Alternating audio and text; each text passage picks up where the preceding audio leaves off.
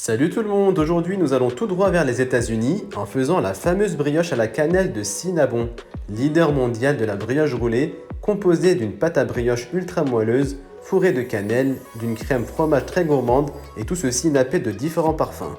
Tenez-vous prêts.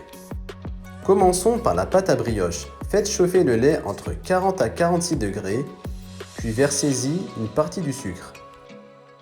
Mélangez bien et versez la levure. Mélangez à nouveau et couvrez puis laissez agir la levure pour 10 minutes environ. Voici le résultat, signe que la levure a bien agi. Dans un autre récipient, placez 520 g de farine tamisée et ajoutez-y une cuillère à café de sel, puis mélangez bien. Dans le bol de votre robot, mettez le beurre pommade, crémez-le et ajoutez le reste des 100 g de sucre. Versez ensuite les œufs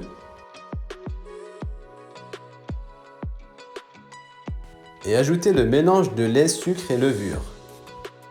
Ajoutez ensuite progressivement la farine. S'il le faut, ajoutez un peu plus de farine mais pas trop pour ne pas sécher la pâte. N'utilisez pas toute la farine, gardez-en un peu pour votre plan de travail, seulement si vous pétrissez à la main. Pétrissez pour 10 minutes jusqu'à former une boule qui se détache facilement des parois de votre cuve. Huilez un saladier et mettez-y la pâte. Filmez et laissez reposer pour 1 à 2 heures jusqu'à voir la pâte doubler de volume. Mélangez le sucre cassonade et la cannelle à l'aide d'une cuillère.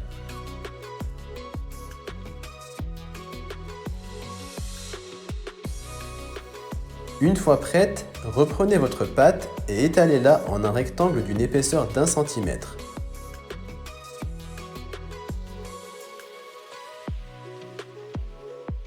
Nous allons passer maintenant au fourrage et au façonnage. Venez étaler à l'aide de votre main ou d'une spatule le beurre pommade et laissez une bande de 3 cm qui aidera à coller le rouleau de brioche.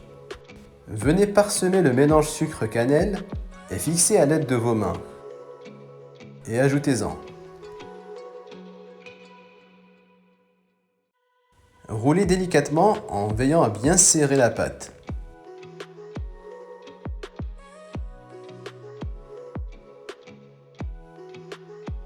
Et collez bien les bords. Découpez ensuite en morceaux de 4 cm.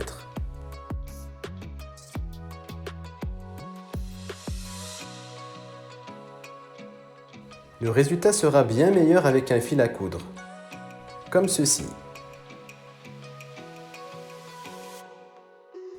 Beurrez un moule et placez les roulés en veillant à laisser 2 cm entre chaque brioche. Filmez et laissez pousser pour 30 à 40 minutes. Pendant ce temps-là, préparez le glaçage. Fouettez à l'aide d'un batteur le fromage à crème de style Kiri ou Philadelphia. Mixez pour 4 minutes, vous le verrez se détendre. Ajoutez le beurre pommade et mixez à nouveau pour 4 minutes.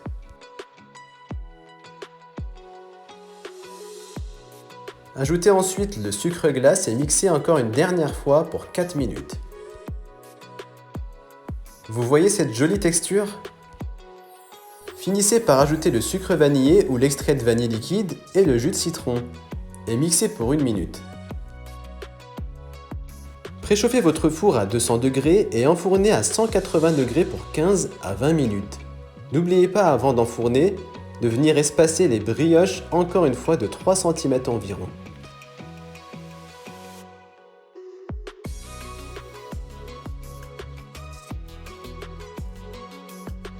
Une fois sorti du four, ajoutez le glaçage pour que celui-ci fonde sur les brioches. Comme cela. Pour réaliser un caramel sublime fait maison, il vous faudra faire chauffer dans une casserole à feu moyen le sucre tout en mélangeant sans cesse. Le sucre commence à fondre. Ne vous inquiétez pas, les morceaux vont aussi fondre. Cherchez la couleur parfaite sans brûler le caramel. Ajoutez le beurre en gardant une distance de sécurité pour ne pas vous brûler.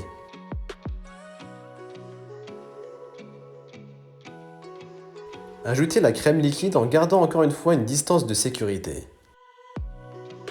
Laissez bouillir 30 secondes avant d'éteindre le feu, puis ajoutez le sel ou encore mieux, la fleur de sel. Et mélangez une dernière fois. Vous voyez cette texture au parfum crémeux? Finissons enfin avec le dressage. Pour le caramel pécan bon, mettez quelques noix de pécan et venez dresser de jolis filaments de caramel par-dessus pour sublimer ce fameux dessert. Pour le Nutella Chocobon, faites pareil en dressant de jolis filaments, mais cette fois-ci de Nutella fondu. Personnellement, je préfère au caramel, donc j'en refais 2 autres.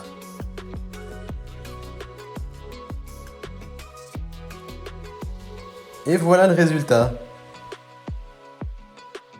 Vous allez vous régaler.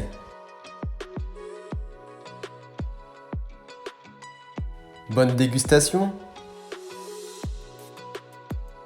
Pour plus de vidéos, n'oubliez pas de vous abonner à ma chaîne YouTube.